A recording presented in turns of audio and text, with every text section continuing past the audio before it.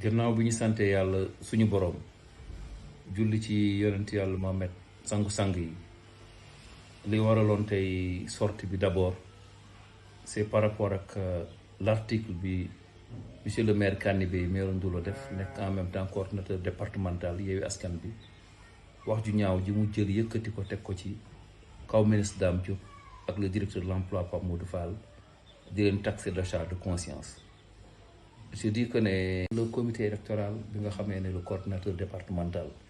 Seydou moo ko jiite moom it ak équipe am ñu liggéey fa liggéey bu rafet ba nga xamee ne candidate bi ñu amoon mu nekk suppléante madame Guèye Fatou Diané sur le département muy Dior Mbengue mën a jàll bu rafet vraiment di gërëm askanu Ndoulo yëpp fàttewuñu kenn askanu 56 villages yëpp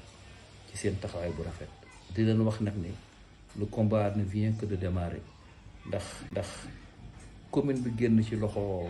maire Kanibé du fa duggaat lu ci war nañ ko def accompagner des autorités ba def itam di fa gën a yokku ndax nag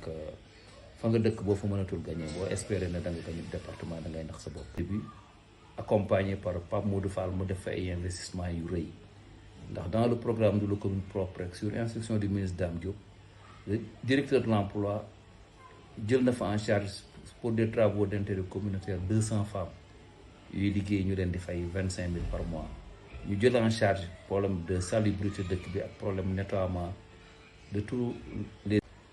Mamadou Kanibé ci boppam dëkk ba mu dëkk muy mbéy école ba fa nekk ay seng la ko defaree ak mottale koy sàkket barki démb le dimanche bi may visiter bureau de vote yi seng yooyu am na ci yu tàmbali daanu ci biir propre village natal muy mbéy fa mu dëkk. Donc je crois que ñun suñu victoire ñoo ngi koy remercier bu baax le coordinateur départemental le ministre Dame Diop son directeur de l'emploi nga xamee ne c'est un infatigable directeur de l'emploi. La ko tax a réagir il a perdu sur tout le département à commencer par Ndoulo ga mu dëkk nga xam ne sur 17 bureaux de vote 4 bureaux de vote la fa gagné yeneen bureau de vote yi nga xamee ne traditionnellement sax da ko doon gagné muy le bureau de vote de Ngadiaga les bureaux de vote Ndioufène 1 Ndioufène 2 yëpp dañ ko récupérer bureau de vote bi nga xamee ni ci base affective am la bokk muy le bureau de vote de Thiouthi nga xamee ne dafa doon am ay 300 voix on a réduit largement l'écart ba nga xamee ne score bu mu fa séntu woon amu ko fa donc yaakaar naa loolu moo indi sortiem loolu moo indi désordre bi mu am nag li ko indi mooy seen bilan ndax amuñu bilan aussi bien moom que son allié le président du conseil départemental monsieur Khadim Gueye ndax Khadim ci boppam salle de classe ba mu tegoon Ndoulo xeer ba kenn xamatul fu mu nekk. Sur l'emploi Pape Modou Fall def ci maison de la femme bi de la jeunesse pour l'emploi et l'entrepreneuriat aussi bi ñu ko inauguré dans le cadre du programme xëyu ndaw ñi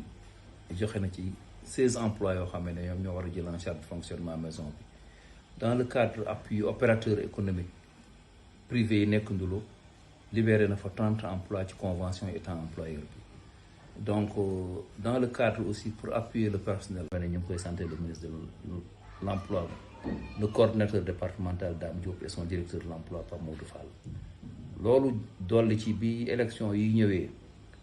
inauguré nañ fa sur l'instruction du ministre de l'emploi le directeur de l'emploi installé fait une maison de la femme, de la jeunesse,